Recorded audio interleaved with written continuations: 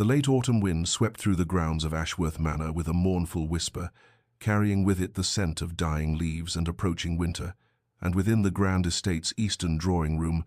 Duchess Eleanor Ashworth sat in perfect stillness beside a window that overlooked gardens, slowly surrendering their colour to the season's inexorable march toward dormancy. The fire in the hearth crackled with false cheer, its warmth unable to penetrate the cold that had settled into her bones over the past 2 years,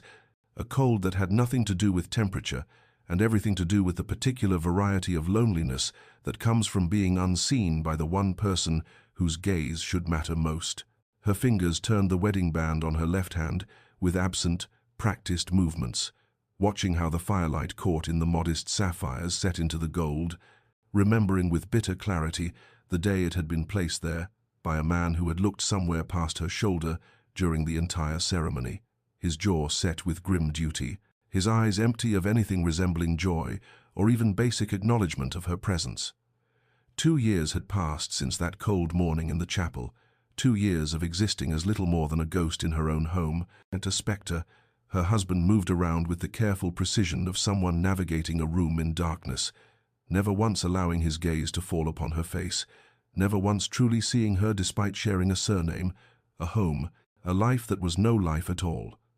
Duke Christopher Ashworth had perfected the art of avoidance with such thoroughness that Eleanor had begun to wonder if she had somehow become translucent, if the force of his determined blindness had actually rendered her invisible, erasing her from reality itself through sheer will and practiced indifference. She knew the servants whispered about it, about the Duke who treated his wife with less acknowledgement than he afforded the furniture, who would leave a room if she entered it, who scheduled his days with military precision to ensure their paths crossed as infrequently as possible, and when circumstance forced them into proximity, he would fix his gaze on points just beyond her, his attention carefully calibrated to miss her entirely. The marriage had been arranged, she knew, a deathbed promise extracted from a grieving son by a dying father, desperate to see his line continued, but knowing the practical origins of their union, did little to ease the profound rejection of existing beside someone who refused to acknowledge your existence. Eleanor had tried in those early months to bridge the chasm between them with small kindnesses, with gentle attempts at conversation, with the quiet dignity her mother had taught her was a woman's greatest weapon against adversity.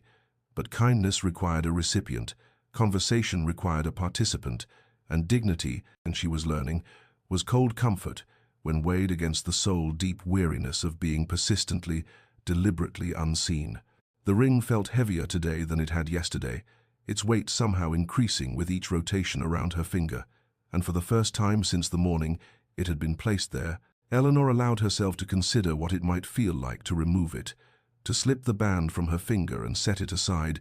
to see what remained of herself when she stopped wearing the symbol of a marriage that existed only in name and legal document. But before our lover's fate is revealed, subscribe so you never miss a chapter of romance and scandal, and tell us in the comments, where are you watching from?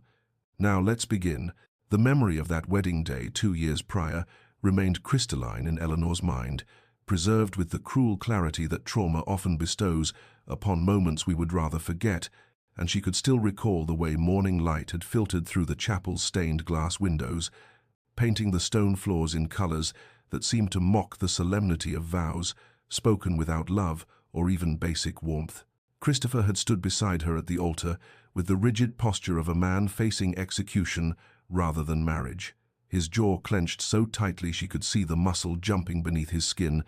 his eyes fixed on some point beyond the priest's shoulder, as if by looking anywhere. But at his bride he could deny the reality of what was happening, and when the moment came to slip the ring onto her finger, his hands had been cold and impersonal, the touch lasting no longer than absolutely necessary before he withdrew, as if her very skin burned him. She had learned later, through the whispered conversations of servants who forgot she was present, about Lady Victoria Thornbury, the luminous beauty who had captured Christopher's heart in their youth. The woman he had planned to marry before a riding accident had stolen her from the world 6 months before his father's illness, made a swift marriage alliance necessary for the preservation of the dukedom. The old duke had been practical even in dying, recognizing that his son's grief made him vulnerable. that without intervention Christopher would retreat so far into mourning that the family line would end with him, and so he had arranged the marriage with Eleanor's father,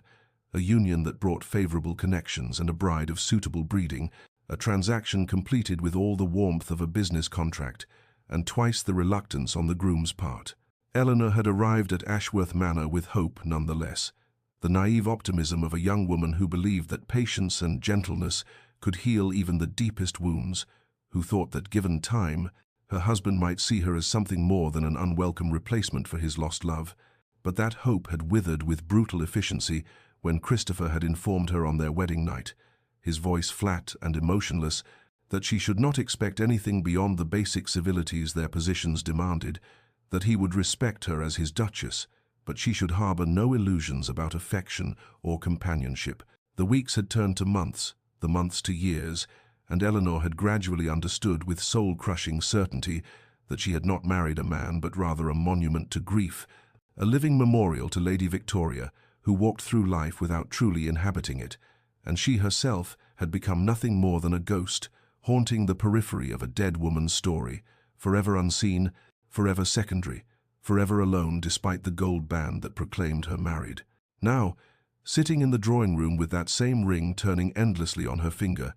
Eleanor felt the full weight of those 2 years pressing down upon her shoulders, the accumulated burden of 1,000 small rejections, 1,000 moments of being looked past rather than looked at, and the weariness that filled her was so profound it seemed to seep into her very bones, making even the simple act of continuing to exist in this half-life feel like an insurmountable task. The household operated on schedules as precisely choreographed as a ballet, routines designed with meticulous care to ensure the Duke and Duchess of Ashworth occupied their grand home without ever truly inhabiting the same spaces at the same moments, and Eleanor had learned through painful observation that Christopher rose before dawn each morning,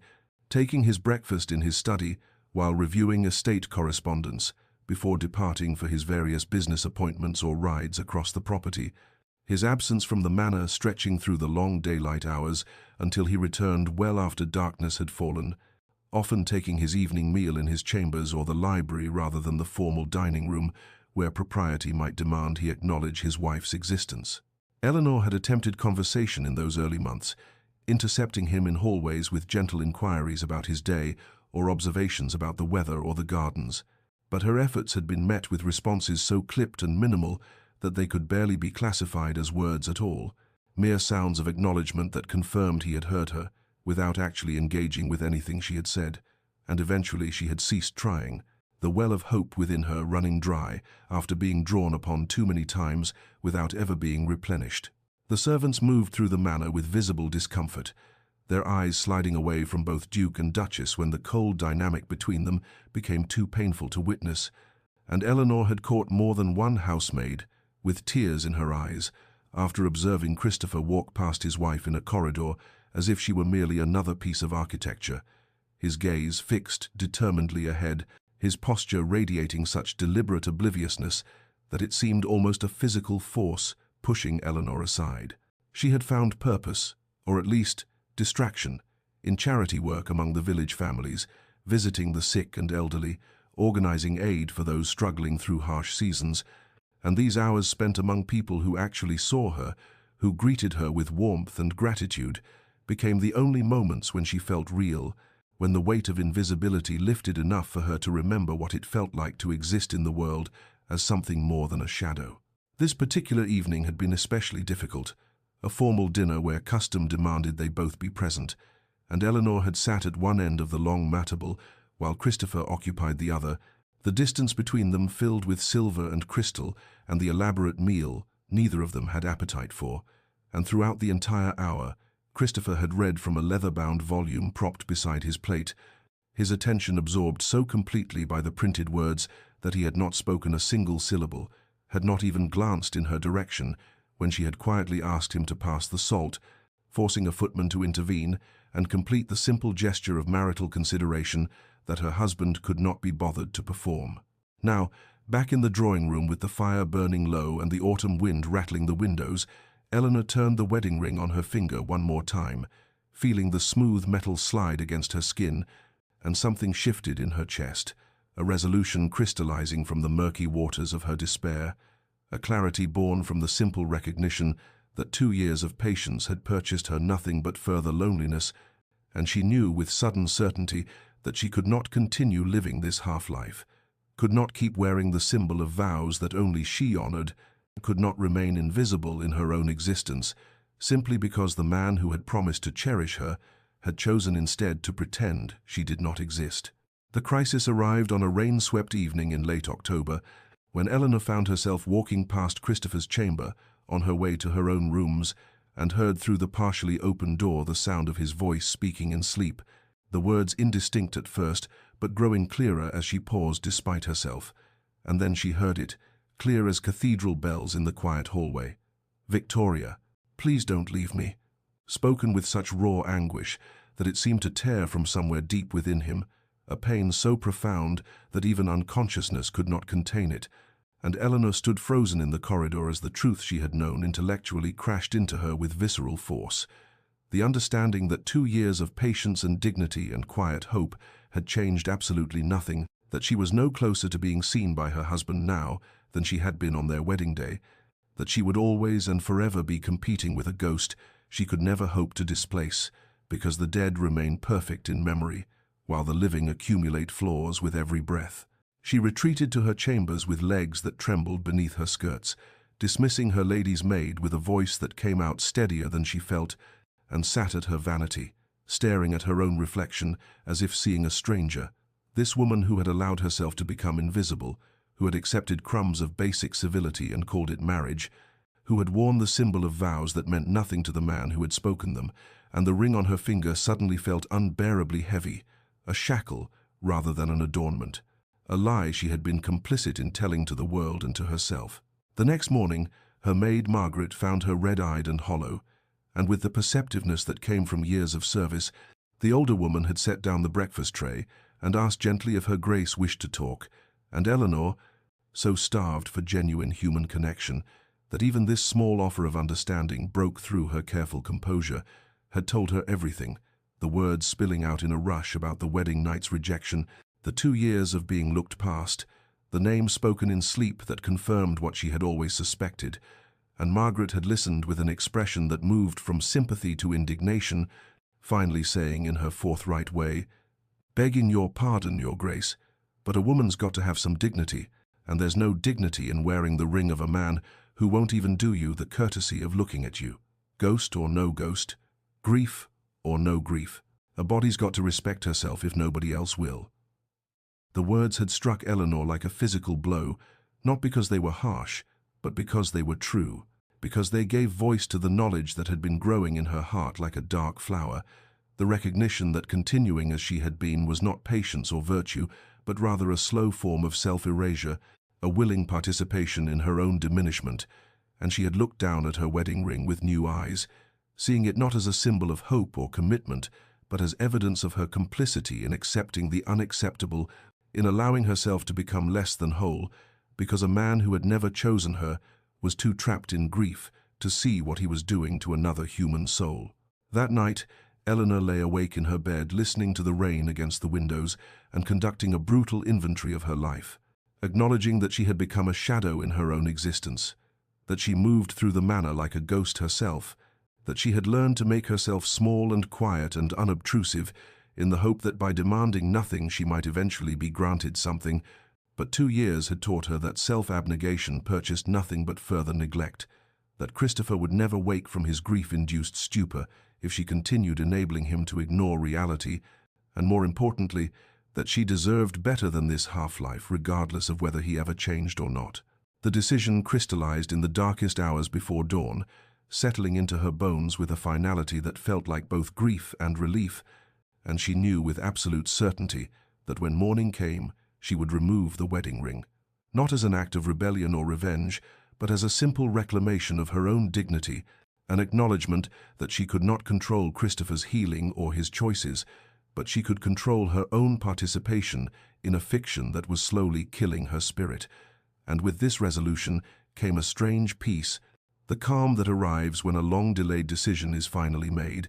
and the agony of indecision gives way to the clarity of action. She rose with the sun's first light, her last hope whispering that perhaps today would be different. Perhaps Christopher would emerge from his chambers and actually see her. Perhaps some miracle would occur to make the ring's removal unnecessary. But when she descended to breakfast and found him already gone, his place at the table cleared and cold, of the household operating on its usual schedule of careful separation, that final, fragile hope shattered like frost beneath a boot, and Eleanor returned to her chambers, sat at her vanity, and stared at the gold band that had become a symbol of everything she needed to release if she was ever to find herself again. The morning arrived with pale November light filtering through the windows of Eleanor's chambers, and she sat at her vanity with her heart beating so heavily she could feel it in her throat, her hands trembling slightly as she reached for the wedding ring that had circled her finger for 2 years, and the act of sliding it off was both simpler and more momentous than she had imagined. The gold band slipping over her knuckle with barely any resistance, as if it too recognized that it no longer belonged there, and when she set it on the polished wood surface before her, the small metallic sound it made seemed impossibly loud in the quiet room, final as a judge's gavel. Her finger looked strange and pale, the skin beneath where the ring had rested a shade lighter than the rest of her hand,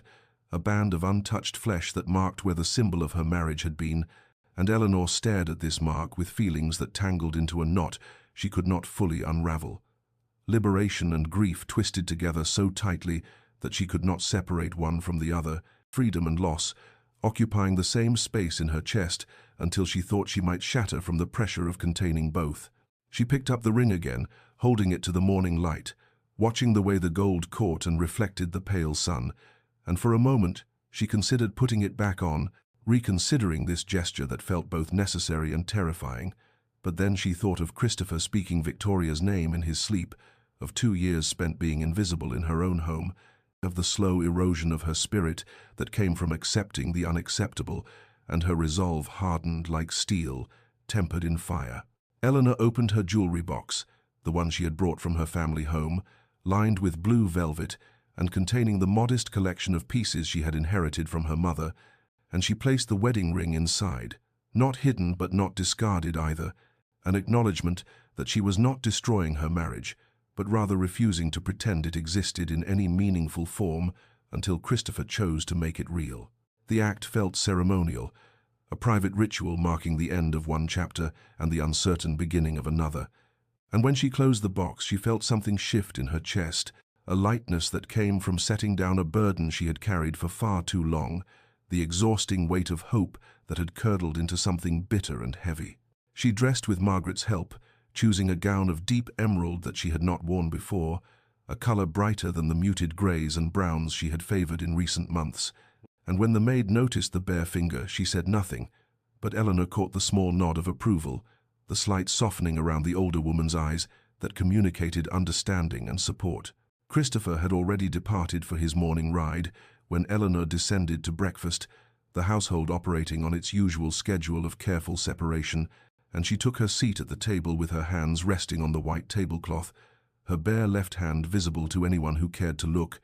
and she felt exposed in a way that had nothing to do with propriety and everything to do with vulnerability, as if she had removed armor she had not even realized she was wearing. The footman poured her tea with the same deference as always, his eyes flickering to her hand and then quickly away, and Eleanor lifted her cup with fingers that no longer trembled, feeling the strange lightness of her hand without the ring's familiar weight, and she thought to herself, with a clarity that surprised her, "I will learn to live for myself now, whatever that means, whatever it costs. I will remember that I am a person who exists whether Christopher Ashworth chooses to see me or not." And with this thought came a sense of purpose she had not felt in 2 long years,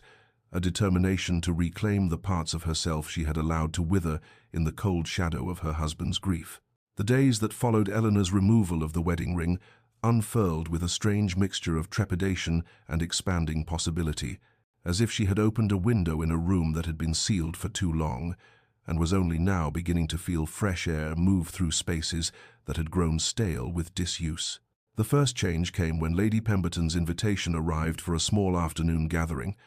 the sort of social engagement Eleanor had declined with increasing frequency over the past 2 years, her excuses growing thinner as her isolation deepened. but now she found herself penning an acceptance with a hand that felt steadier than it had in months. The simple act of agreeing to attend a tea party, seeming like a small revolution against the circumscribed existence she had allowed to become her prison. She summoned the dressmaker to her chambers, a woman who had made her mourning-adjacent wardrobe of greys and subdued browns, and requested new gowns in colors that had seemed too bold, too alive for the ghost wife she had been, rich burgundies and deep sapphires and emerald greens that would mark her as a woman who existed in the present rather than one who had faded into the manor's shadows. And when the dressmaker's eyes flickered to her bare ring finger, Eleanor met her gaze with a calm that surprised them both, offering no explanation because she owed none. Her chambers became the next frontier of transformation,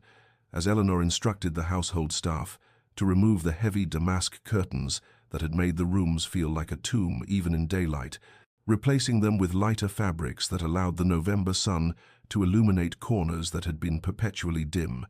And she brought in flowers from the conservatory, bright chrysanthemums and late-blooming roses that added color and life to spaces that had reflected her own withering spirit. And each small change felt like an act of reclamation, a taking back of territory she had ceded without even realizing she was surrendering. The household staff navigated these changes with the careful discretion that came from years of service in great houses, their eyes noting the absent ring and the transformed chambers, and the Duchess, who seemed to stand taller, speak more clearly, move through the manor with purpose rather than the tentative half-presence that had characterized her existence for 2 long years. And though they said nothing directly, Eleanor felt their subtle support in the efficiency with which her requests were carried out, in Margaret's approving nods, in the way the footmen seemed to look at her rather than past her, as they had learned to do in imitation of their master. She attended Lady Pemberton's gathering wearing a gown of deep blue that made her eyes seem larger and brighter, and found herself actually enjoying the company of women she had held at arm's length, their conversation about books and charity work, and the small dramas of their social circle, feeling like nourishment after years of starvation. And when Lady Hartley asked after the Duke with the careful politeness that people used when discussing difficult subjects, Eleanor answered with a composure that came from having finally accepted the truth of her situation, saying simply that His Grace remained devoted to his estate business, the words neither a lie nor an elaboration of fiction. Meanwhile, Christopher maintained his usual patterns as if the world had not shifted beneath his feet, departing each morning for his rides and estate inspections, spending his afternoons in his study with account books and correspondence, taking his dinners either alone or in the company of business associates who required his attention, and if he noticed any change in the household's atmosphere, he gave no sign of it, his carefully constructed routines insulating him from awareness, the way armor protects a soldier from blows that never quite land. A week passed, then another, and the wedding ring remained in Eleanor's jewelry box, gathering the fine dust of disuse. And with each day that she did not wear it, Eleanor felt herself becoming more solid, more real, as if the ring had been anchoring her to a fiction, and its absence allowed her to inhabit her own life, with an authenticity she had not known was missing until she found it again. Christopher Ashworth had lived for 2 years in a carefully constructed world of his own making, an existence built on routine and deliberate blindness that allowed him to move through his days without the disruption of acknowledging his wife's presence.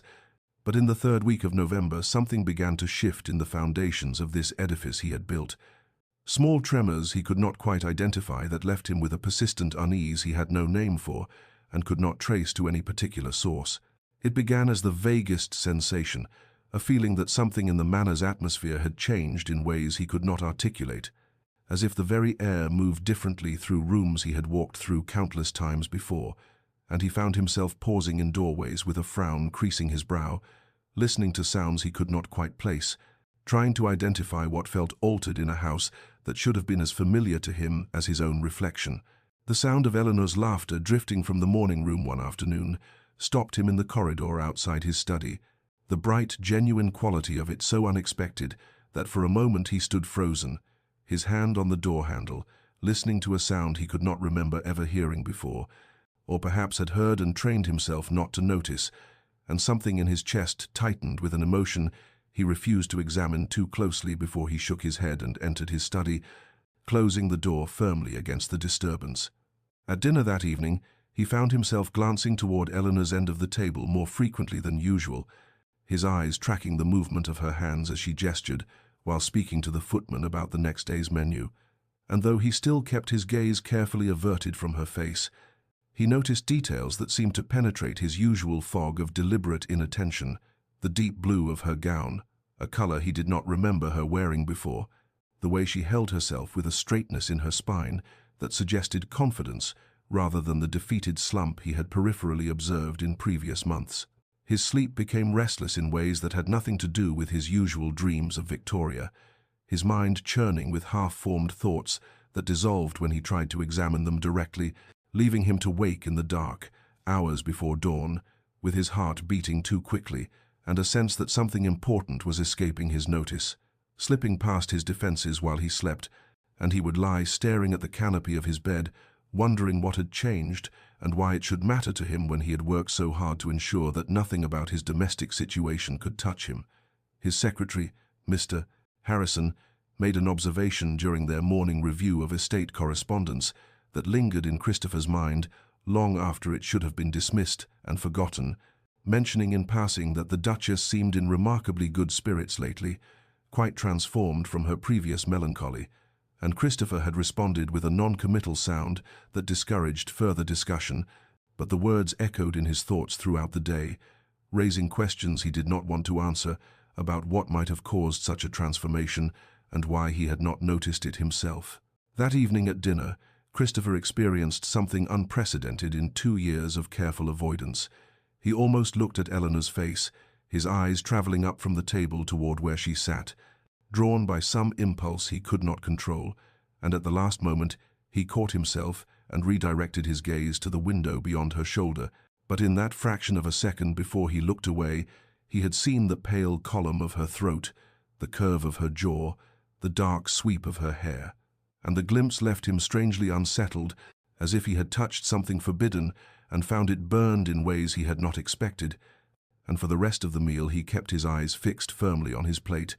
disturbed by his own near transgression and the way his careful defenses had almost crumbled. Eleanor discovered the painting supplies in the back of a storage room 3 weeks after removing her wedding ring, the wooden box covered in a fine layer of dust that spoke of years of neglect, and when she opened it, the smell of linseed oil and pigment transported her instantly to her girlhood, when she had spent hours capturing the world in brushstrokes, a passion her mother had encouraged, as suitable for a young lady of quality, though Eleanor had loved it for reasons that had nothing to do with suitability and everything to do with the way it made her feel alive and present in each moment of creation. She had the box carried to the small sitting room adjacent to her bedchamber, the one with northern light that would serve perfectly as a makeshift studio, and when she mixed her first palette in 2 years, her hands trembled not with uncertainty, but with the recognition of coming home to something essential she had abandoned in the slow erosion of her sense of self that marriage had wrought. The painting became a daily ritual, a way of reclaiming hours that had previously been filled with the hollow activities of a woman waiting for a life that would never begin, and as she worked, Eleanor felt layers of accumulated sorrow and resignation beginning to lift. Each brushstroke an act of assertion that she existed, that she mattered, that she contained depths and desires that had nothing to do with the man who refused to see her. It was during one of Lady Pemberton's gatherings that Eleanor met Lady Margaret Whitmore, a widow of independent means whose frank conversation and sharp wit cut through the usual superficiality of social discourse, and when Margaret mentioned that she was hosting a salon for ladies interested in discussing literature and philosophy, Eleanor accepted the invitation with an eagerness that would have surprised her former self, the woman who had retreated from society rather than face pitying looks and careful questions about her marriage. The salon met weekly in Margaret's elegant townhouse, and Eleanor found herself among women who spoke of ideas and ambitions, who discussed books with passionate intensity, who seemed to live full lives despite or perhaps because of their various disappointments with the institution of marriage,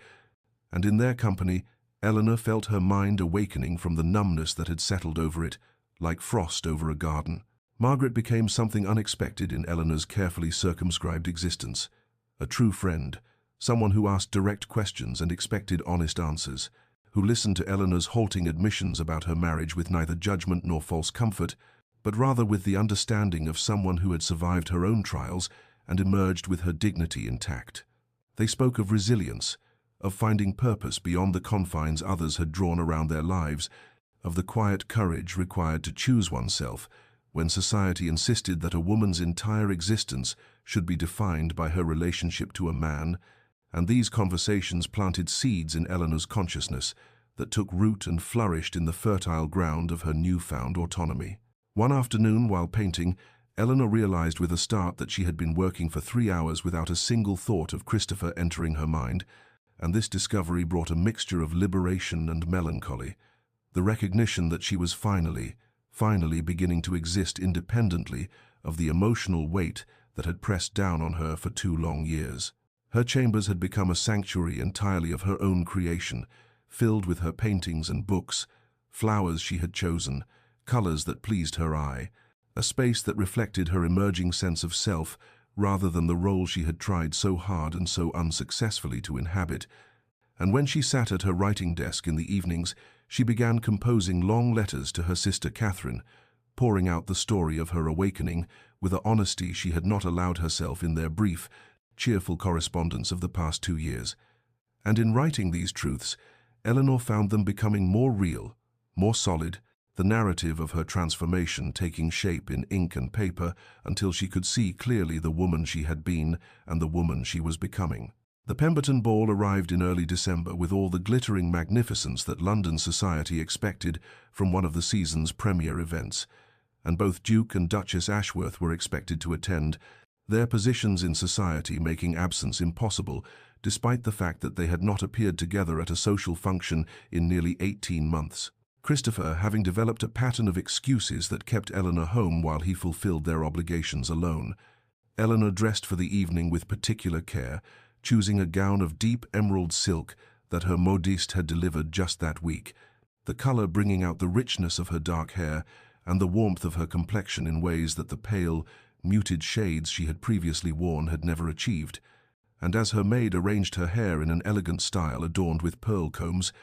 Eleanor studied her reflection with a quiet satisfaction that had nothing to do with vanity and everything to do with the simple pleasure of recognizing herself again after 2 years of feeling like a ghost in her own life. Christopher arrived at the ballroom before Eleanor, positioning himself near the refreshment tables where he could observe the gathering without being drawn into extended conversations,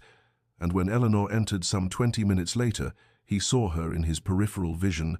a flash of green among the pastels and whites favored by younger ladies, and though he kept his eyes carefully directed away from her face, he was aware of her movement through the room with an intensity that surprised him, as if some part of his consciousness had been calibrated to track her presence, whether he wished it or not. Eleanor moved through the social landscape with a grace and confidence that would have astonished anyone who had witnessed her shy, hesitant manner in the first year of her marriage, accepting introductions and engaging in conversation with an ease that suggested genuine enjoyment rather than dutiful performance. And when the dancing began, she was immediately claimed by Lord Hastings for a waltz, then by Mr. Pemberton's eldest son for a quadrille, then by a succession of gentlemen whose attention to the Duchess seemed to Christopher, watching from his position against the wall, to be unusually persistent and marked by an admiration that made something hot and uncomfortable twist in his chest. He told himself his irritation stemmed from concern for propriety, that Eleanor's enjoyment of all this male attention reflected poorly on his management of his household, but the explanation felt hollow even to him, failing to account for the way his hands clenched when he saw her laughing at something. Lord Hastings said, or the sharp surge of something that felt dangerously like jealousy when young Pemberton held her hand a moment too long after their dance concluded. Christopher found himself moving closer to where Eleanor stood, surrounded by admirers, close enough to hear her voice as she discussed some point about Italian art with a gentleman he vaguely recognized from his club, and the intelligence and wit in her conversation struck him with unexpected force, as if he were hearing a stranger speak rather than the silent, defeated woman who sat at the opposite end of his dinner table each evening, and he wondered, with a confusion that bordered on anger when she had become this person, this vibrant creature who drew eyes and admiration effortlessly. It was as he stood there, his gaze fixed somewhere near Eleanor's shoulder, that he noticed the bare finger of her left hand as she gestured during conversation, the absence of her wedding ring registering in his consciousness with the force of a physical blow, and though he could not have said why this detail should matter when he had worked so carefully to notice nothing about her, the sight of that naked finger sent a shock through his system that left him breathless and disturbed. Christopher left the ball within the hour, claiming a headache to their hosts, and spent the carriage ride back to Ashworth Manor, staring out at the dark London streets, with his mind churning through questions he had no desire to answer, wondering why Eleanor had removed her ring and when she had done so, what it meant that he had not noticed until now, and most disturbing of all, why the discovery filled him with a panic he could neither name nor understand, as if something he had not known he valued was slipping away while he stood frozen in the prison of his own making. Christopher found himself standing in the east wing of Ashworth Manor on a grey December afternoon, the wing that housed Eleanor's private chambers, and he could not have explained what impulse had drawn him there when he had spent 2 years carefully avoiding this part of the house, structuring his movements to ensure they never coincided with hers. Yet here he stood in the corridor outside her sitting room, with his heart beating uncomfortably fast, and his hands clenched at his sides, as if bracing against some invisible force. The door stood slightly ajar, and through the opening he could see that the room had been transformed since he had last glimpsed it during those early weeks of their marriage, the heavy burgundy drapes replaced with curtains of soft cream that allowed the winter light to fill the space, and everywhere he looked he saw evidence of Eleanor's presence, books stacked on the side table, a shawl draped over the back of a chair, fresh hothouse roses in a crystal vase that filled the air with their delicate scent. He pushed the door open wider, knowing she was out visiting Lady Margaret and would not return for hours, and stepped into what felt like foreign territory, a space that belonged so completely to someone he had refused to know that entering it seemed an act of trespass. Yet he could not stop himself from moving deeper into the room, drawn by a curiosity that felt dangerously like hunger. The paintings stopped him in his tracks, canvases propped against the wall and arranged on a makeshift easel near the window, and Christopher stood before them with something close to shock, for he had not known Eleanor painted, had not known she possessed this talent, had never thought to ask or observe or care about what she might do with the endless hours of solitude he had imposed upon her. The paintings were remarkable, landscapes rendered with a sensitivity to light and shadow that spoke of genuine skill and a keen observational eye, still lifes that captured the quiet beauty of ordinary objects, and there, turned to face the wall as if she had not wished to see it, a portrait that made Christopher's breath catch in his chest when he turned it around. The woman in the portrait sat alone in a window seat, her face turned toward light that streamed through glass, and though Eleanor had not painted her own features with photographic precision, there was no mistaking the subject, the dark hair, the graceful line of her neck, the posture that somehow conveyed both solitude and a strange, hard-won contentment, as if the woman had made peace with her isolation and found in it a kind of freedom. Christopher stared at this painted version of his wife, this woman alone but not broken, and felt the first real stirrings of guilt, the recognition that while he had been carefully not looking at Eleanor, she had been here creating beauty, cultivating an interior life he knew nothing about, existing in dimensions he had never bothered to imagine. He moved to her writing desk, knowing he should not, knowing this was a violation of her privacy, yet unable to stop himself from picking up the book that lay open there, a volume of poetry by Elizabeth Barrett Browning, and he saw that Eleanor had marked certain passages, had written notes in the margins in a small, precise hand, and one annotation in particular arrested him. Love that endures must first survive indifference, but can a heart survive what breaks it? The question hung in Christopher's mind as he set the book down carefully, exactly as he had found it, and he understood with a clarity that felt like waking from a long sleep that he knew nothing about the woman he had married, nothing about her thoughts or dreams, or the interior landscape of her heart, and this ignorance was not accidental but deliberate, a choice he had made every day for 2 years,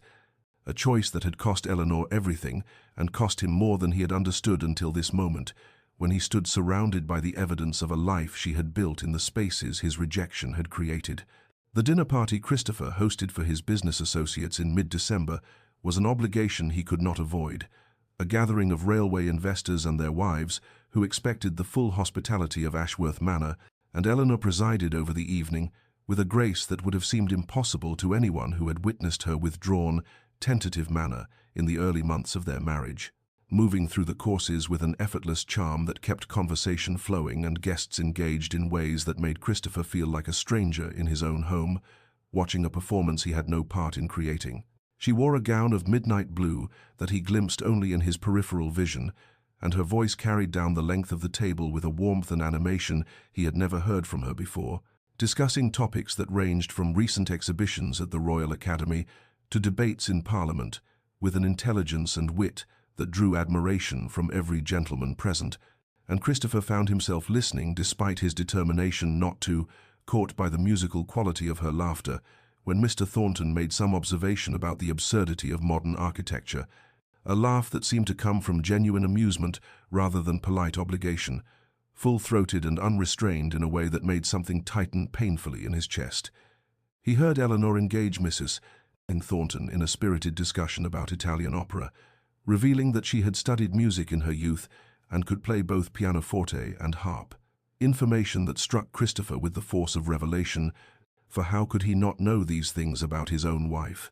How could he have lived in the same house with her for 2 years and remained ignorant of these fundamental aspects of her character? And the question disturbed him more than he wished to acknowledge.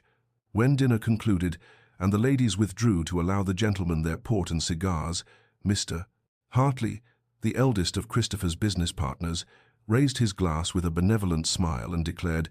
"You are a fortunate man, Ashworth, to have secured such a duchess. Your wife is a credit to your house, intelligent and gracious in equal measure. We were just remarking that you must count yourself blessed in your marriage."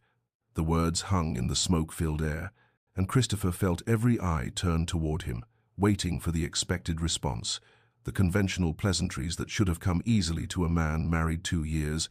but his throat constricted, and the practiced phrases died unspoken, for how could he claim fortune in a marriage he had deliberately destroyed? How could he speak of blessings when he had treated Eleanor with a cruelty that now seemed monstrous in its sustained deliberation?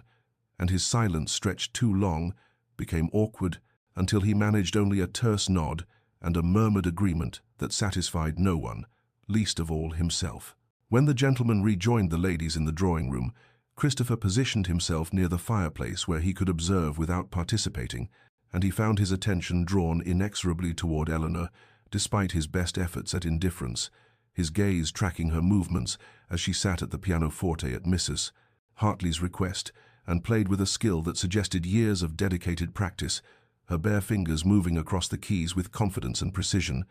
and he almost looked at her face then,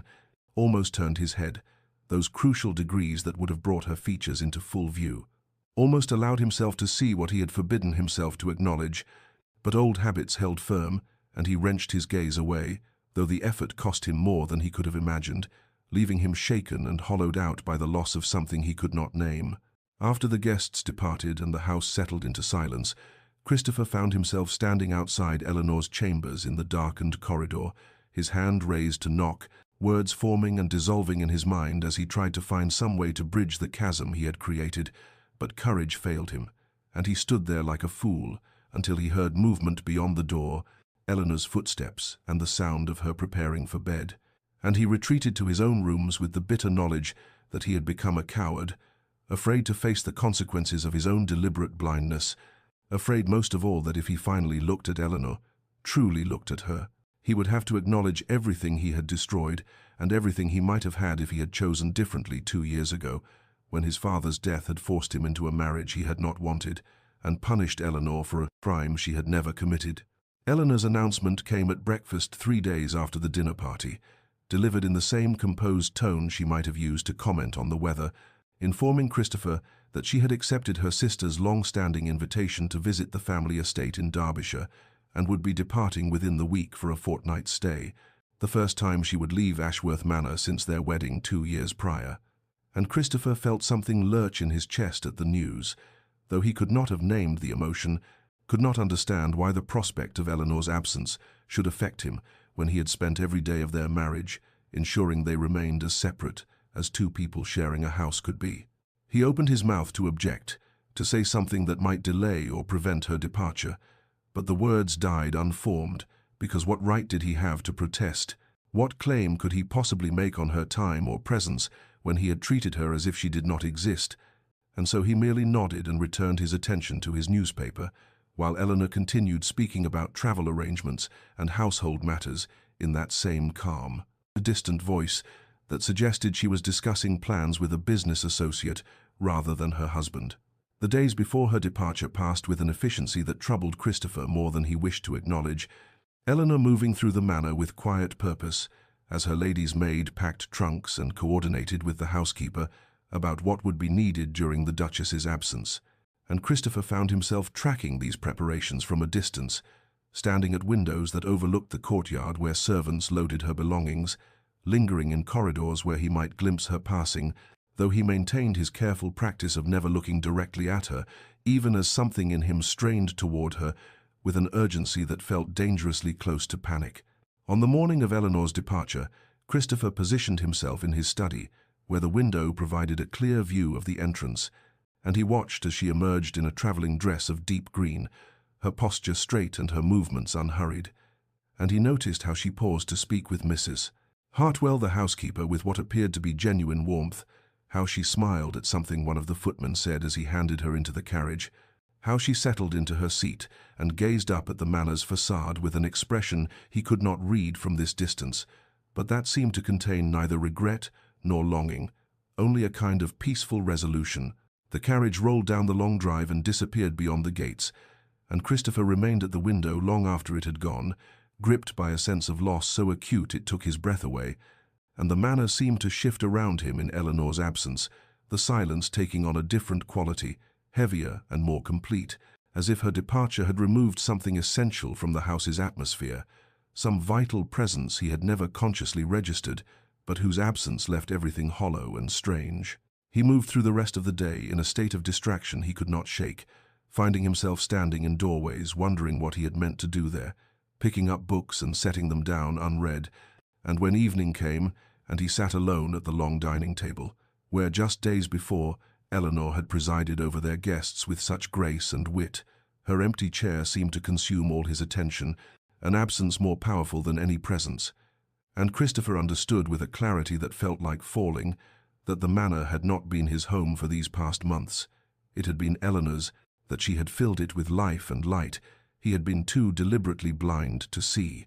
And now that she was gone, he was left in a house that felt less like a residence and more like a mausoleum, empty and cold and utterly devoid of the warmth he had not known he was missing until it disappeared. The silence of Ashworth Manor in Eleanor's absence was not merely the absence of sound, but something deeper and more unsettling, a stillness that seemed to press against Christopher's consciousness with accusatory weight as he wandered through rooms that suddenly felt unfamiliar despite his having lived in them all his life, and he found himself gravitating toward the spaces Eleanor had claimed as her own. The morning room where she took her tea, the small library where she read in the afternoons, the music room where he now realized she must have practiced the pianoforte that had so impressed his dinner guests, each space bearing traces of her presence that he had never consciously registered, but that now seemed painfully obvious in their accumulated detail. He stood in the doorway of the conservatory where winter light filtered through glass panes onto the small writing desk Eleanor had positioned near the windows, and he saw her correspondence laid out with characteristic neatness, letters to her sister and to Lady Margaret, and to various charitable organizations, and he understood with a shock of recognition that she had built an entire life within these walls, a life he had known nothing about because he had deliberately chosen ignorance, had constructed his whole existence around not seeing her, not acknowledging her, not allowing her to become real to him in any way that might have demanded his attention or his care. When dinner time arrived that first evening, Christopher sat alone at the long mahogany table where Eleanor's empty chair seemed to draw his gaze with magnetic insistence, and he found he could not eat, could not focus on the food before him or the newspaper he had brought as distraction, because all he could think about was how Eleanor had sat there night after night for 2 years, enduring his deliberate discourtesy, his reading and his silence and his absolute refusal to acknowledge her presence, and the cruelty of it settled over him like a physical weight that made breathing difficult. In desperation, he sought refuge in Eleanor's book, a volume of poetry by Elizabeth Barrett Browning that she had left on the side table in the drawing room, and he opened it to find her annotations in the margins, careful notes written in her precise hand that revealed a thoughtful, searching intelligence, observations about meter and meaning and emotional truth that spoke of a woman who engaged deeply with ideas and art. And Christopher read her words with growing wonder and growing shame, for how had he shared a house with this person and never known her, never even attempted to know her, never once considered that she might be someone worth knowing rather than simply an obligation to be endured. On the third day of Eleanor's absence, a letter arrived addressed to him in an unfamiliar hand, and when Christopher broke the seal, he found it was from Eleanor's sister, Lady Caroline Pemberton, thanking him with what seemed like genuine warmth for allowing Eleanor the freedom to visit, for being understanding of her need for time away from her duties, for being the kind of husband who recognized that even a duchess required respite and family connection. And every word struck Christopher like a physical blow, because the letter assumed a generosity and consideration he had never shown,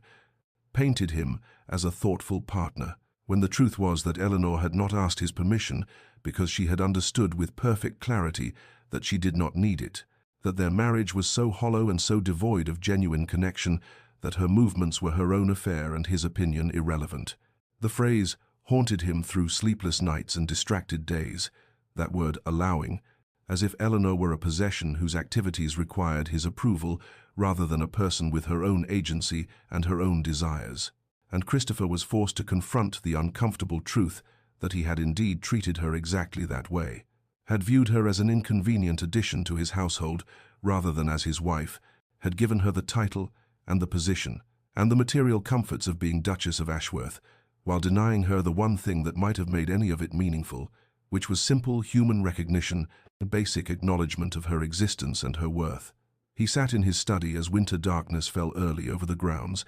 and for the first time in 2 years Christopher allowed himself to think consciously about Eleanor, not as an abstract problem or an unwanted obligation, but as a person,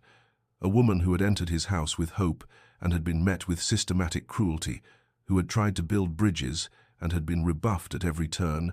who had finally stopped trying and had found her own path forward, and the thought that formed in his mind was simple and devastating and impossible to dismiss. What have I done? On the 7th morning of Eleanor's absence, Christopher found himself walking through the Winterbear Gardens toward the family chapel that stood at the edge of the estate grounds, a small stone building where generations of Ashworths had been baptized and married and mourned, and where a memorial plaque for Lady Victoria Hartley bore witness to the woman whose death had defined the last 3 years of his life, and he had not visited this place since the week after Victoria's passing, and had avoided it with the same deliberate care he had applied to avoiding Eleanor, but now he felt drawn there by a need he could not fully articulate,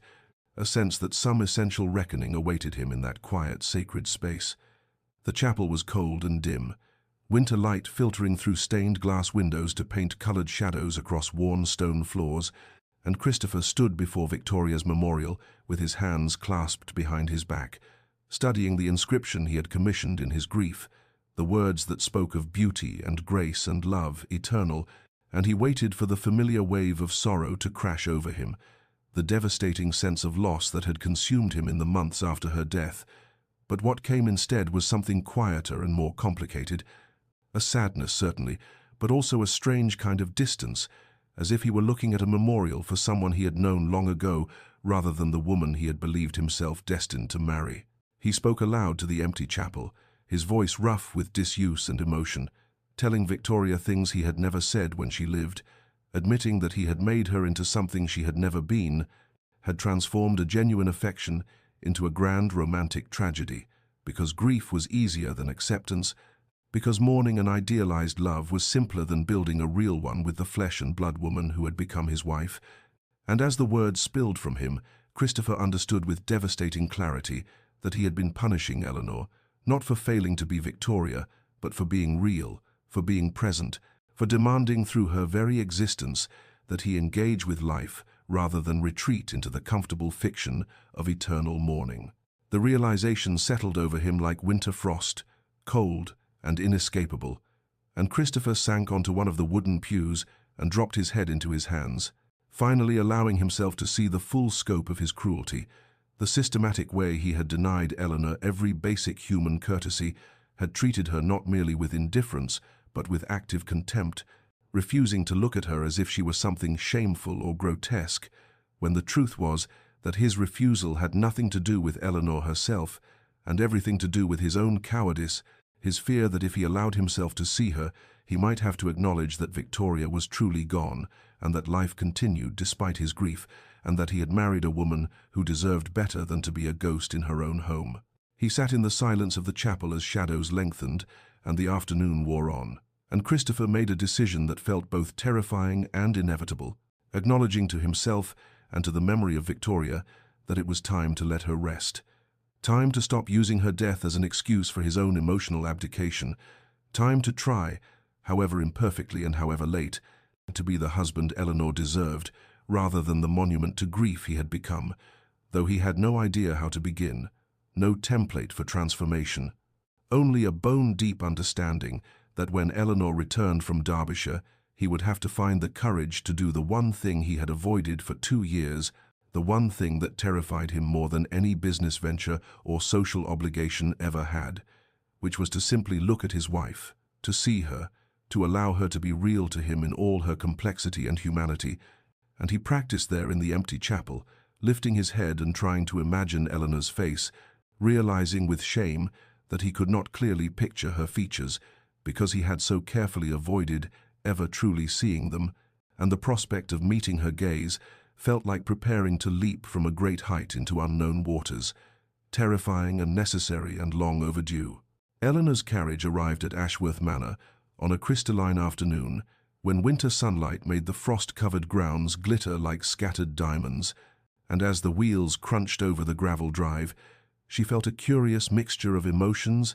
Relief at returning to familiar spaces mingled with a subtle reluctance to re-enter the cold architecture of her marriage, though she reminded herself that the marriage had changed for her, even if it remained unchanged for Christopher, that she had found her own peace and her own purpose, and no longer needed his acknowledgement to feel whole. And as the footman handed her down from the carriage, Eleanor held her head high and her shoulders back, wearing the confidence she had cultivated during her fortnight away like invisible armor. What she did not expect was to find Christopher standing in the entrance hall, not sequestered in his study as he invariably was during her comings and goings, and the sight of him waiting there stopped Eleanor momentarily in the doorway, her careful composure faltering for just an instant before she recovered and moved forward with measured grace, and she saw him shift his weight slightly as she approached, saw something that might have been nervousness in the set of his shoulders, and when he attempted to look at her, she watched his gaze travel upward from the marble floor to the hem of her traveling dress to her waist, and then falter, skittering sideways to fix on some point beyond her shoulder, and Eleanor felt a flash of something that might have been disappointment or might have been vindication, for even now, even after 2 weeks of absence, he could not manage the simple human courtesy of meeting her eyes. Christopher's voice when he spoke was rougher than she remembered, lower somehow, as if disuse had changed its timbre, and he said, "Welcome home, Eleanor," using her given name for what she realized might be the first time since their wedding day, and the sound of it in his mouth was so unexpected that Eleanor felt her prepared coolness waver slightly, but she steadied herself and replied with perfect formality, "Thank you, Your Grace." The journey was pleasant, keeping her tone neutral and polite, the voice one might use with a distant acquaintance rather than a husband. She watched his hands clench and unclench at his sides, watched his gaze drift downward to her hands, where she held her gloves and reticule, and she saw the exact moment when his eyes fixed on her left hand, saw his whole body go still as he registered the absence of her wedding ring, the bare fourth finger with its pale band of skin that remained as evidence of what had been worn there for 2 years, and Eleanor felt a perverse satisfaction at his reaction, even as something in her chest tightened at the visible shock that crossed his features, the way his breathing seemed to catch, and his jaw tightened as if he were experiencing physical pain. The silence stretched between them in the grand entrance hall, while servants moved discreetly around them carrying her luggage, and Eleanor waited with the patience she had learned through 2 years of being ignored, wondering if Christopher would speak again, or if this unprecedented attempt at welcome had exhausted his capacity for engagement, and when he finally managed to form words, they came out halting and uncertain. "Did you have a pleasant visit with your sister?" "Cole," and Eleanor responded with cool civility about Caroline's health and spirits and the amusements of Derbyshire society, answering his question thoroughly while offering nothing of her inner experience, nothing of how the visit had strengthened her resolve or deepened her understanding of her own worth. And as she spoke, she watched Christopher's continued inability to look at her directly, watched him struggle with something she could not name, and when she finished speaking, she excused herself with flawless courtesy, saying she needed to rest from the journey, leaving Christopher standing alone in the entrance hall, with his failed attempt at connection hanging in the air between them like smoke. The morning after Eleanor's return, Christopher appeared at the breakfast table for the first time in their marriage, arriving before she did, and waiting with barely concealed nervousness as she entered the room, her composure faltering only slightly at the sight of him, seated there with a cup of tea cooling before him, untouched, and when she took her place at the opposite end of the long table, he cleared his throat and asked, with an awkwardness that was almost painful to witness, whether she had slept well after her journey, and Eleanor responded with careful courtesy that she had, "Thank you," her tone suggesting she was speaking to an acquaintance rather than a husband, and Christopher felt the distance between them like a physical thing, a chasm he had spent 2 years excavating and now found himself desperate to cross, though he had no idea how to begin building a bridge. Over the following days he continued appearing at breakfast,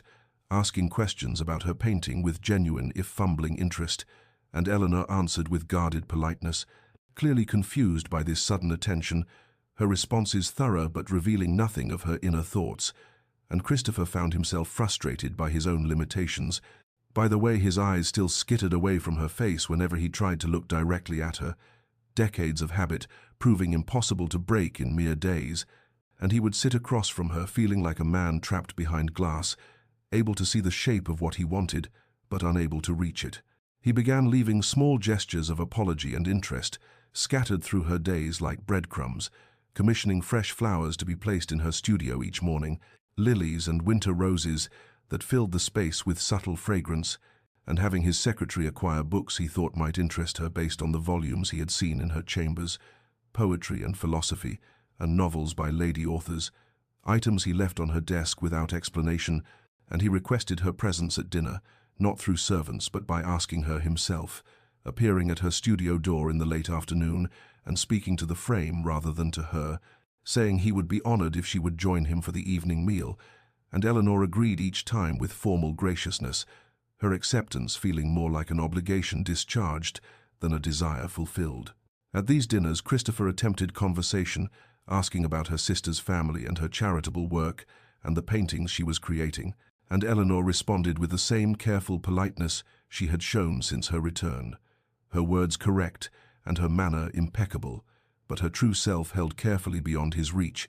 and Christopher understood with growing desperation that he had taught her too well to be invisible, had spent 2 years training her not to expect anything from him, and now his fumbling attempts at connection must seem either incomprehensible or suspect, possibly even cruel in their own way, like a cat playing with a mouse it has already wounded. He found himself thinking about her constantly, this woman he had ignored so thoroughly, wondering what thoughts moved behind her careful expression, what dreams she harbored, what she felt when she looked at him now, with those cool, measuring eyes that saw him clearly, even though he still could not bring himself to meet them. And the irony was not lost on Christopher, that for 2 years Eleanor had been desperate for his attention while he withheld it, and now he craved her regard while she offered him only polite disinterest, and he recognized this reversal as a justice he had earned, but that did not make it any easier to bear, did not ease the growing ache in his chest every time she thanked him formally for the flowers or the books, her gratitude perfectly executed and completely devoid of warmth, the gratitude one offers a stranger for holding open a door rather than a husband attempting to repair a shattered marriage. The confrontation came on a grey afternoon when sleet tapped against the windows of Eleanor's studio, and she had been attempting to paint for an hour without success, her mind too restless to focus on canvas and colour, too occupied with the strange metamorphosis occurring in her marriage, and when Christopher appeared in her doorway bearing yet another offering, this time a leather-bound volume of Elizabeth Barrett Browning's sonnets. Eleanor set down her brush with deliberate care and turned to face him directly, her voice steady and clear when she said, "Christopher, We need to speak plainly about what is happening here." And she watched him freeze in the doorway, watched his gaze fix on the painting behind her rather than on her face, and the familiar avoidance ignited something fierce in her chest, something that had been building through weeks of flowers and books and awkward breakfast conversations that never quite connected.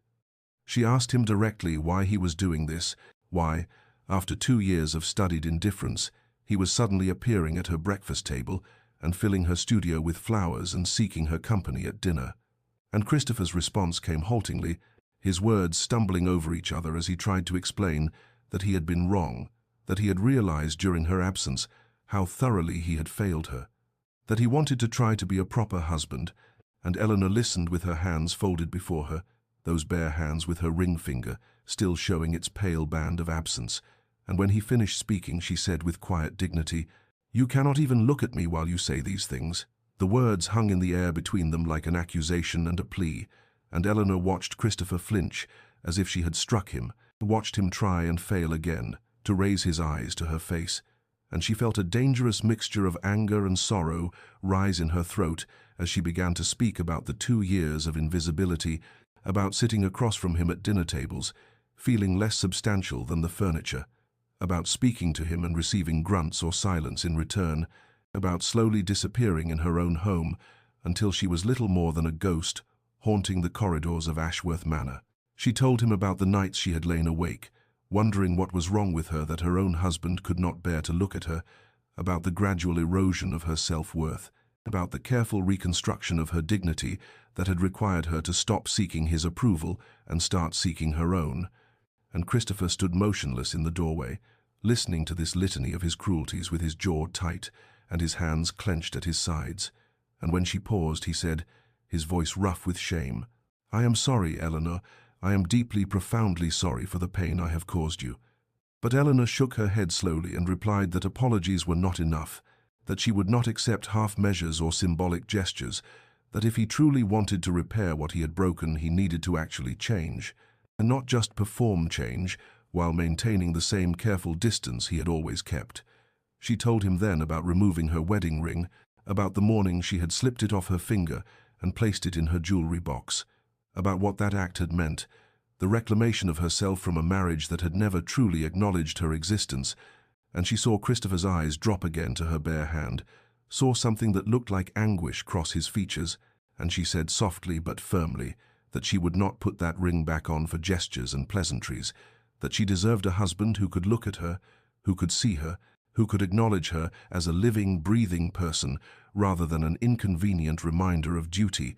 And if he could not offer her that, then she would prefer he return to his previous indifference rather than torment them both with this awkward pretense of connection. That evening, Christopher found himself walking through the manor with no destination in mind, his feet carrying him through corridors and down staircases until he emerged into the garden, where twilight was surrendering to full darkness, and the air held that electric quality that precedes a storm, and he saw Eleanor standing near the fountain, with her shawl drawn tight against the rising wind, her face turned upward toward the roiling clouds,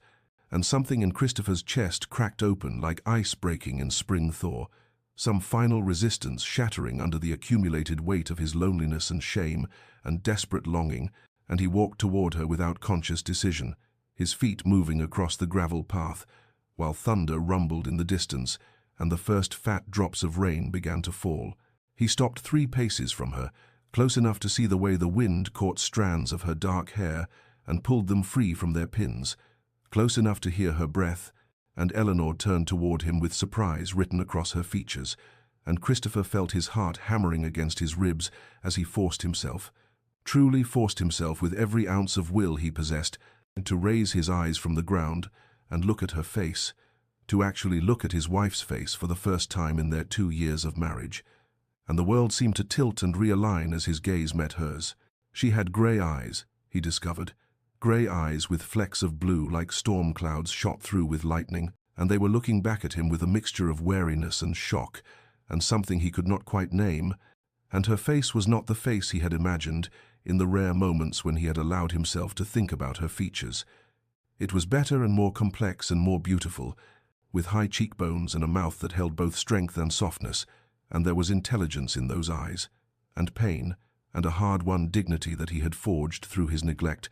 and Christopher felt the full weight of 2 years of blindness crash over him like a wave, felt the enormity of what he had refused to see, this remarkable woman who had lived in his house like a ghost because he had made her one. Eleanor stood perfectly still under his gaze, rain falling harder now and soaking through both their clothes, and Christopher saw her throat work as she swallowed, saw vulnerability flash across her features before she could mask it, and he understood that this moment was costing her something, that allowing herself to be truly seen by him after so long required a courage he was not sure he possessed, and the knowledge of her bravery unmanned him completely. He said, his voice rough and breaking, "Eleanor, I see you. God help me. I finally see you, and you are extraordinary." And the words came pouring out of him without elegance or planning, a raw confession that he had been a coward and a fool, and that he had hidden from her, because looking at her would have required him to acknowledge that Victoria was truly gone, and that he had a living, breathing wife who deserved his attention and his respect and his heart, and that he had been cruel beyond measure, and that cruelty had been deliberate, a choice he had made every day for 2 years, and he could not undo it. But he wanted desperately to do better, to be better, if she would give him the chance. Eleanor's eyes filled with tears that mingled with the rain on her cheeks, and Christopher felt his hands rise of their own accord, hovering near her face with the desperate desire to comfort her, to touch her, but he held himself back because he had not earned that right, had forfeited it through his systematic rejection of her presence, and Eleanor whispered, her voice barely audible above the storm, "You are looking at me," and Christopher nodded, unable to look away now, unable to imagine ever looking away again, and he said, "I am looking at you, and I am sorry. I am so deeply sorry for every moment I refused to do so." And Eleanor reached up slowly and caught one of his hovering hands in both of hers, and the touch was like lightning, electric and transformative, and they stood there in the garden while the storm broke fully overhead and thunder shook the earth beneath their feet, looking at each other with rain streaming down their faces, and 2 years of silence finally giving way to the possibility of something real. The rebuilding of their marriage came slowly, like spring emerging from the hard ground of winter, measured not in grand gestures, but in accumulated moments of genuine connection that Christopher approached with the careful reverence of a man handling something infinitely precious and infinitely fragile, and the weeks following that storm-drenched revelation in the garden unfolded with a tentative sweetness that neither of them had imagined possible in the cold corridors of Ashworth Manor. Christopher began joining Eleanor for breakfast each morning, and these meals transformed from the silent ordeals of their first 2 years into conversations where he asked her about her painting and listened with genuine attention when she described the way light fell through the studio windows at different hours, the way certain colors evoked specific emotions, the technical challenges of capturing movement on a static canvas, and Eleanor found herself speaking with growing ease, her initial wariness softening as she recognized that Christopher was truly listening, truly seeing her, his gray eyes meeting hers across the table with a directness that still sometimes made her breath catch after so long being invisible. He asked if he might watch her paint one afternoon, and Eleanor agreed with some trepidation, uncertain how she would feel creating under his observation, but Christopher settled onto the window seat in her studio with his own sketchbook and charcoal, confessing that he had once enjoyed drawing before duty and grief had consumed all leisure, and they worked in companionable silence, broken only by occasional questions about technique or requests to pass supplies. And when Eleanor glanced over at Christopher's sketch, she saw he had been drawing her, capturing the concentration in her features as she worked, and the intimacy of being seen and rendered by his hand brought color to her cheeks and warmth to her chest. They took walks through the estate grounds as winter surrendered to early spring, and Christopher pointed out landmarks and shared stories of his childhood that he had never thought to tell her before, and Eleanor reciprocated with tales of her own upbringing. And gradually they began to know each other as people rather than as the Duke and Duchess, as Christopher and Eleanor rather than as husband and the woman who was not Victoria. And there were moments when their hands brushed while walking and neither pulled away, moments when Christopher's laugh rang out genuine and surprised at something Eleanor said, moments when the weight of their painful history seemed to lighten under the accumulation of these better moments. The ring remained off Eleanor's finger, sitting in its velvet box in her jewelry chest, and neither of them mentioned it, though Christopher's eyes sometimes lingered on that bare finger with an expression Eleanor could not quite read. Something between regret and hope, and the absence of the ring became a marker of their progress, a reminder that what they were building now was new and earned rather than assumed and obligated. And Eleanor found that she preferred it this way, preferred the freedom of choosing Christopher daily rather than being bound by a symbol she had worn without meaning. Their first kiss came on an evening 6 weeks after the garden confrontation, when they had been reading together in the library, and Christopher had made some observation about the novel Eleanor held that was so perfectly attuned to her own thoughts that she looked up at him with surprise and delight, and he was already looking at her with such open affection that the space between them seemed to evaporate, and when he leaned toward her slowly, giving her every opportunity to retreat, Eleanor met him halfway, and the kiss was soft and questioning and achingly tender, a question and an answer, a promise and a hope, and when they drew apart, Eleanor saw tears standing in Christopher's eyes and felt answering wetness on her own cheeks, and Christopher whispered, "Thank you for giving me another chance, for letting me learn to love you properly." And Eleanor touched his face gently and replied, "Thank you for finally choosing to see me." And the intimacy between them deepened from that night forward, not rushed but unfolding with patient inevitability, two people truly discovering each other for the first time and finding in that discovery something far richer than either had anticipated. Spring arrived at Ashworth Manor exactly 1 year after Eleanor had removed her wedding ring, and the transformation was evident, not merely in the blossoms that covered the garden trees, or the warmth that had returned to the ancient stone halls, but in the way Christopher and Eleanor moved through their days with the easy intimacy of two people who had chosen each other deliberately and completely, building something real from the ashes of their hollow beginning. And on a morning when sunlight streamed through the breakfast room windows and Eleanor was laughing at something Christopher had said about the new foal in the stables, he reached into his waistcoat pocket and withdrew a small velvet box that made Eleanor's breath catch in her throat. The ring inside was nothing like the cold family heirloom she had worn during those terrible first years, but rather a delicate band commissioned from London's finest jeweler, designed to Christopher's exact specifications, with Eleanor's favourite flowers engraved along its surface, and a single perfect sapphire, the colour of storm clouds shot through with lightning, the colour of her eyes when she had first allowed him to truly see her in that rain-soaked garden. And Christopher said quietly, as he held it out to her, "I cannot undo the years I wasted, is the pain I caused you, but I can offer you this as a symbol of the man I am now, rather than the man I was. A promise that I see you every day and choose you every day, and will continue to do so for all our remaining days, if you will accept it, if you will accept me as your husband in truth, rather than merely in name." Eleanor looked at the ring with tears gathering in her eyes, then at Christopher's face where love and hope and lingering remorse were written so clearly, and she reached out not to take the ring from his hand, but to cover his hand with both of hers, and she said, "I will accept it gladly, but I will place it on my own finger this time, because what we have now is not something imposed upon us by duty or arrangement, but something we have built together through honesty and patience and the courage to truly see one another." And she took the ring and slid it onto her finger where it caught the morning light and seemed to glow with warmth, and Christopher rose from his chair and drew her into his arms and kissed her with the tender devotion that had become their daily language, and neither of them noticed the servants who paused in the doorway and smiled at the sight of their Duke and Duchess so clearly, so genuinely happy. Years passed after that spring morning, years that brought children whose laughter filled the corridors that had once echoed with Eleanor's lonely footsteps, children who grew up watching their father look at their mother with such obvious adoration that they never questioned whether they had been loved from the very beginning, and Christopher became known throughout society,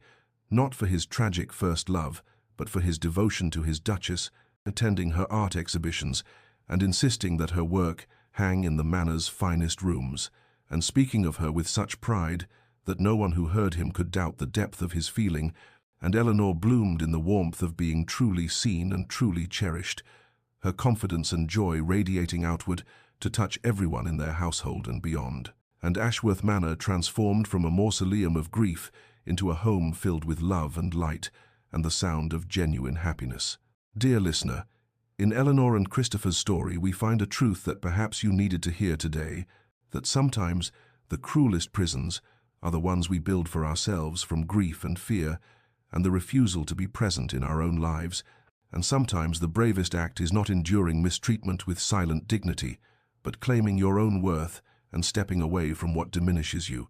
as Eleanor did when she removed that ring and chose herself. Yet we also see that transformation is possible even for those who have caused great harm, that the willingness to truly see another person, to acknowledge one's cruelty and commit to change, and can open pathways to redemption that seemed forever closed, though such redemption must be earned through consistent action rather than mere words or wishes. If you find yourself invisible in your own life, if you have been patient beyond reason while receiving nothing in return, know that you deserve to be seen and valued, and that choosing yourself is not selfishness, but necessary preservation of your soul,